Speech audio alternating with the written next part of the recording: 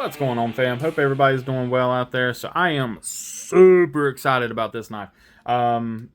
This review, overview, whatever, has been, seems like forever in the making, since Blade Show Atlanta. I know that's been, barely a month or so ago, but anyway, I have carried this thing a ton. It has very quickly became one of my, easily top 10, maybe even top 5 knives in my collection. It has seen a ton of pocket time, so much so that it's even got some coating wearing off on the blade a little bit. You guys, you'll see it in the video, but yeah, this is from Mr. Dylan Mallery. So first of all, I want to say that if you guys have not had the pleasure of meeting Dylan, super awesome guy.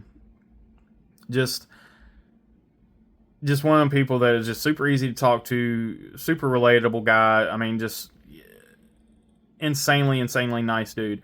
Had the pleasure of sitting down with him a little bit at the pit.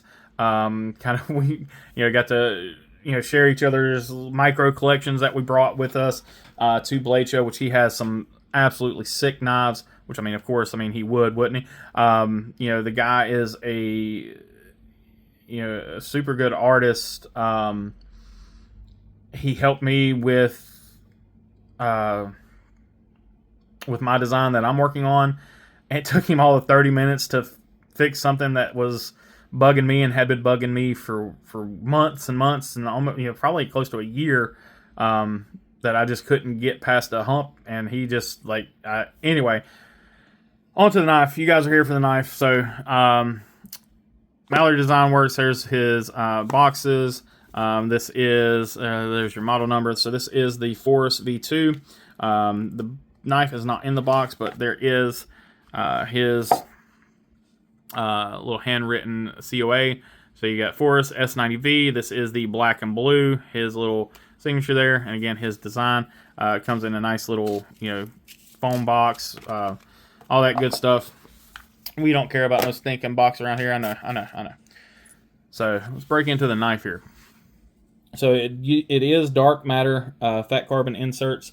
So with that, every one is going to be different. So I could have went through. I think he had 3 of these sitting at the table when I bought this one. I could have went through all of them, but the first one I picked had a nice spattering of blue in it. So I just went ahead and chose this one. There you can see the Mallery Designs logo. And again, as per usual, any knife of mine, I always over oil it, so oil seeping out.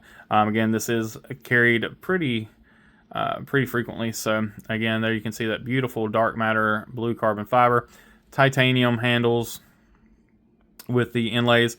These inlays are done really well. So this knife is OEM'd by Artisan. So Mallery's done a couple of designs with Artisan, a couple of designs with Civivi, and more I'm sure I can't think of right now. You do have a reversible pocket clip. There's no filler tab or anything like that, which again, I could care less. You do have a full length titanium backplate. Here we go on the back side. Again, just that same beautiful dark matter carbon.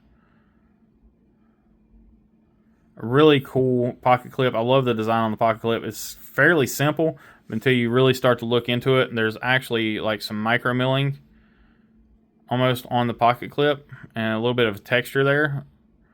And you kind of see here, you kind of have that similar texture on the titanium as well, on the handles. And there's where your clip stops at. Again, so it is screwed in from the back side. So it gives it a much cleaner look. It is a blade hole only opening.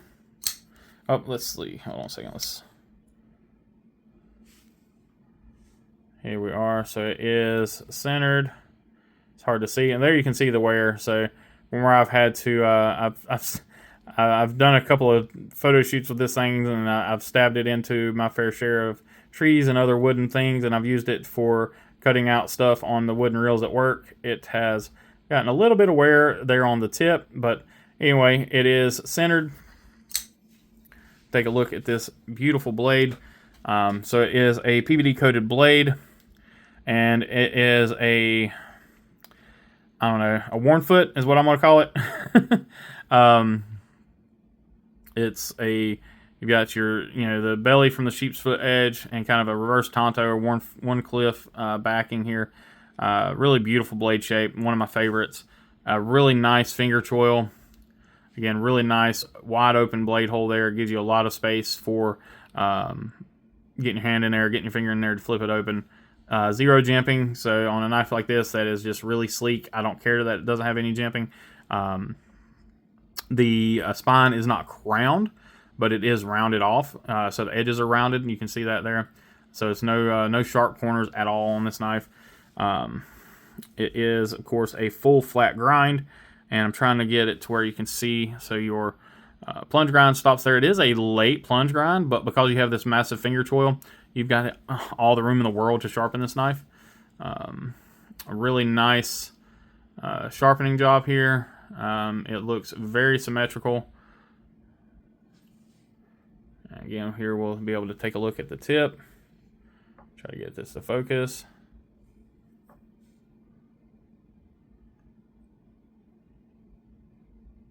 So there you go. So you can see it does favor the clip side a little bit there. Honestly, I can't tell if that's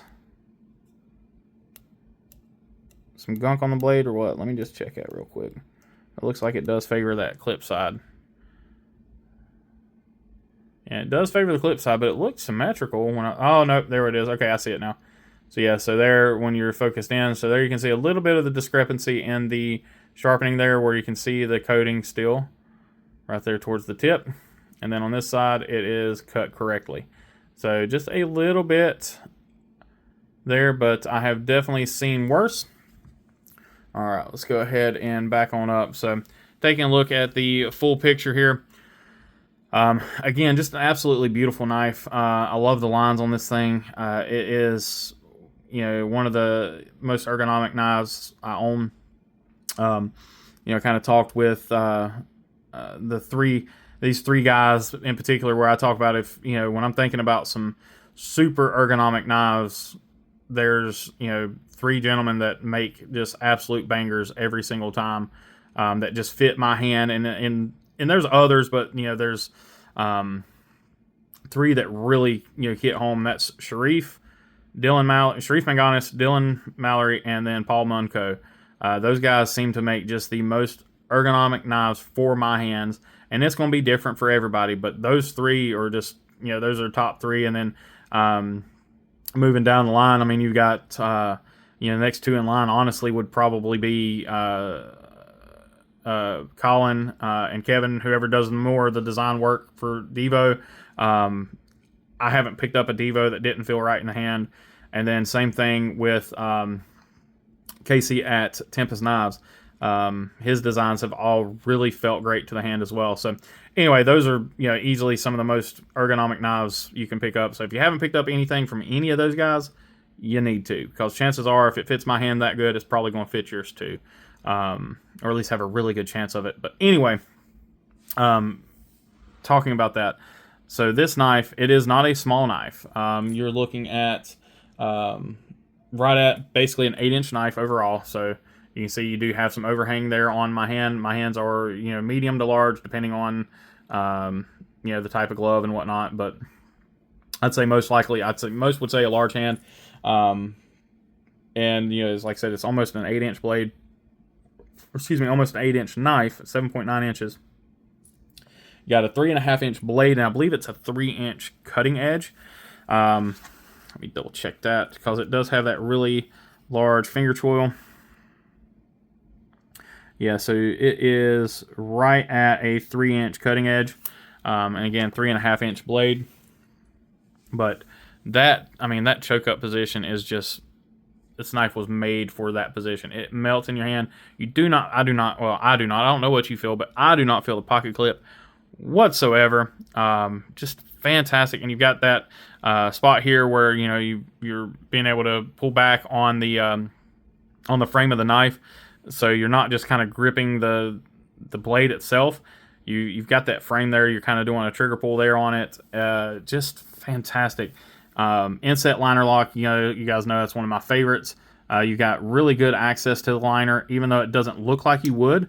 There's not a whole lot of space there. It doesn't look like it, but because it's done really well, you've got really great access to that.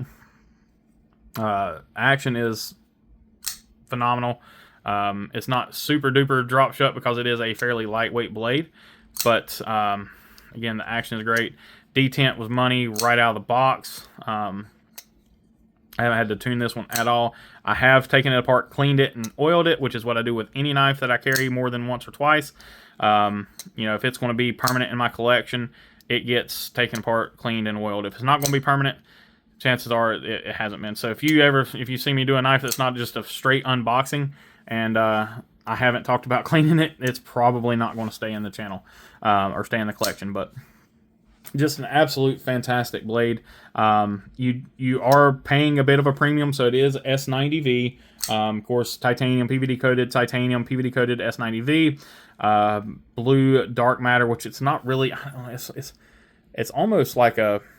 I don't know. It's almost like a Carolina blue. Part of the reason why I really loved it. It's not like a bright sapphire blue or anything. It's almost teal, Tiffany blue almost, kind of Carolina blue. Anyway, just it worked for me. So they also have this with the polished titanium and blade. Or I don't know if the blade itself is polished, but not black coated. And then they also have the same combination, but with orange dark matter, which those look sick as well. But these guys are on sale currently at the time of filming this for $300. Typically they are $325. So again, you are paying a bit of a premium, but it is a you're not buying it direct from a manufacturer. It is coming that is direct from Mallery's website. Again, they are artisan OEM'd. They did a killer job on it. The one I played with, I played with all of them that he had on the table. They're all fantastic. And so easily one of my favorite knives in the collection now.